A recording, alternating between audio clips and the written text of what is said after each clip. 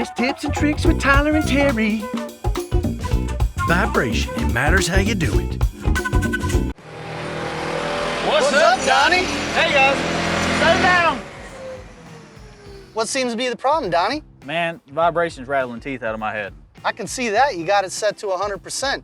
Tyler, you want to show them how to do it? Got coffee spilled all over the back of this machine, but you know what? We're gonna use that cup of coffee to show you how to set this vibration up correctly. So we're gonna start paving again, and what we're gonna do is we're gonna run the percentage down until we see the coffee in the cup start to ripple. We don't want a dancing movement. We want to just see a ripple, and that's it. You ready? I'm ready, man. Let's do it. All right, so as we're moving, we need to run this number down until we just get that quivering of the fluid inside the cup. All right. All right about right there. I think that's good. All right, can you hold up for a second? You mind shutting it off? So now that we've got the vibration set up correctly, now we know that all the energy is going into the mat and not up through the screed of the machine. So this lets us know that we're not abusing it. So now you get to keep your teeth in your head. I appreciate that, man. All right.